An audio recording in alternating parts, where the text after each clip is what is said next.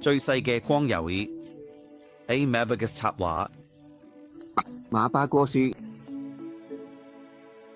洞穴完全黑暗，只有喺一條長走廊邊緣有一點細微嘅光。佢叫 Larry， 一齊嚟啦 ！Larry 喊道：來自黑暗嘅好多陰影留喺呢度，我哋可以一齊休息。我做唔到。Larry 答：佢喺洞穴裏面穿梭，推開黑暗，走出自己嘅路。我係一束光，到處都係。Larry 望住四周，黑暗圍住佢，逼佢留喺原地，但 Larry 繼續搜尋。有時 Larry 會喺洞穴牆上見到啲畫，指引佢應該去邊個方向。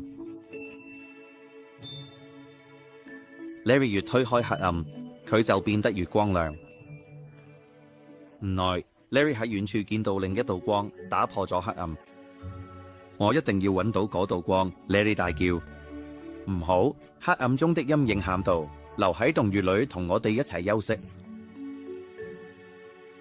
Larry 一直盯住遠處微弱嘅光，直到佢走出咗黑暗嘅洞穴。外面嘅世界冇洞穴咁黑，佢周圍有啲黑暗同少量光明混合嘅地方。喺佢上面，夜空中有成百上千閃爍嘅光點望住佢。係邊個 ？Larry 叫咗聲。我哋係星星，佢哋唱反。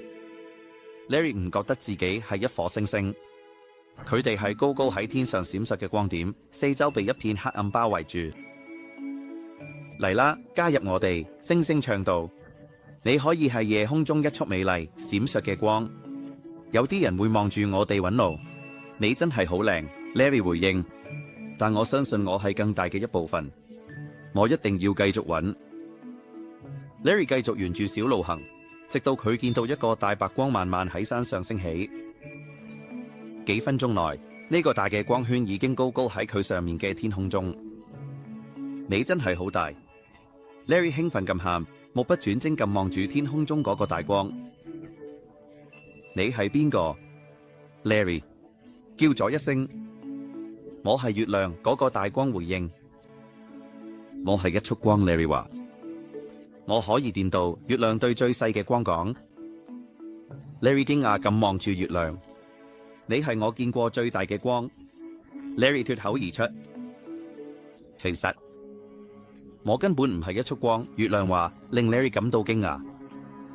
我係偉大光嘅反射。Larry 感到困惑。大光樹澤麼 ？Larry 問。月亮停咗一陣，然後講：偉大光提供咗我哋所見嘅視野，帶來溫暖我哋嘅熱力，仲有維持我哋生命嘅力量。哪裡可以找到這盞偉大的燈 ？Larry 問。當黑暗退去嘅時候，月亮回應：你會知道偉大光正慢慢接近。最細嘅光靜靜咁站喺小路上，望住月亮慢慢喺天空中移動，周圍嘅星星閃爍着。我可以成為一束偉大嘅光嗎？有一日 ，Larry 心裏諗住，繼續凝望住太空，月亮喺遠處慢慢消失。當最細嘅光繼續沿住小路行，佢發現周圍嘅黑暗越嚟越深。一陣猛烈嘅北風開始吹起，黑雲像幕布咁遮住咗星星。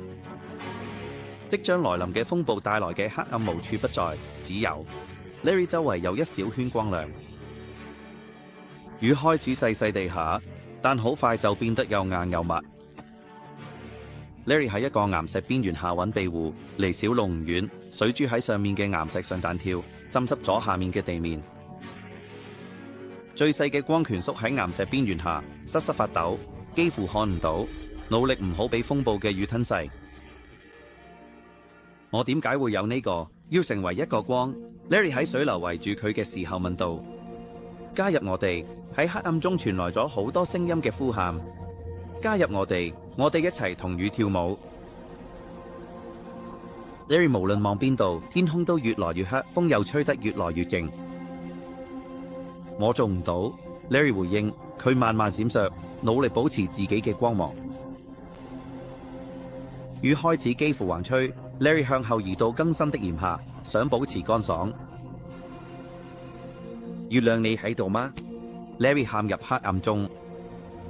呢度偉大嘅光喺邊度？佢真係存在嗎？ Larry 喺風暴的黑暗中向月亮發問。最細嘅光仔仔細細咁聽住，想等個答案。透過呼嘯的風、雨水的敲打，仲有佢身邊小路上流動的水聲。時間過去，但月亮冇回應。星星喺度嗎？ Larry 再次大喊。再一次，冇任何回應。終於，雨停咗，天空由黑色轉為深灰色，風亦慢慢變成微風。Larry 從檐下走出嚟，飄過水，然後再次沿着小路出發。黑雲穩穩地屹立着，濕霧降臨喺小路上。Larry 幾乎睇唔到一步一步，因為佢嘅光芒反射住圍住佢嘅濃霧。加入我哋！風中傳來好多聲音嘅呼喊。Larry 喊道：今次係對住風暴，我係一束光。加入我哋！休息一下，聲音呼喊。突然，地面開始震動，風比之前更強烈吹襲，冰雹猛烈地打落喺大地上，樹木喺遠處嘅黑暗天空中劇烈地旋轉，仿佛要從地面拔起。當風暴喺佢周圍肆虐時，Larry 站得高高，尋找月亮所講嘅偉大光芒嘅任何痕跡。然後，瞬間一切都靜咗，風突然停咗，黑雲打開，露出上空逐漸消逝嘅星星。黑暗迅速從山脈向西方逃去，東邊嘅天空越嚟越亮，黑暗迅速退去，只剩下幾片樹林喺山腳下。紅色、橙色同藍色嘅光芒越來越亮，終於一顆黃色火球宏偉地升起喺山峰之間，佔據咗佢應有嘅位置喺天空中。呢度偉大嘅光芒亮到 Larry 直頭睇唔到，佢只好轉頭望開。Larry 感受到一種從未喺星星或者月亮身上感受到嘅熱度，佢心入面都有一種溫暖慢慢增長。你是誰？拉里問道。我係太陽，偉大嘅光芒話。我係一束光，Larry 說。你，我的小寶貝，係一束陽光，太陽更正道。你一直都係一束陽光，而家過來我身邊，太陽叫道，成為我偉大光芒的一部分，提供讓其他人可以看見的視野，帶來溫暖的熱度和維持一切的光。Larry 四周望望，其他陽光束圍住佢，熱情地歡迎佢。Larry 已經返到屋企。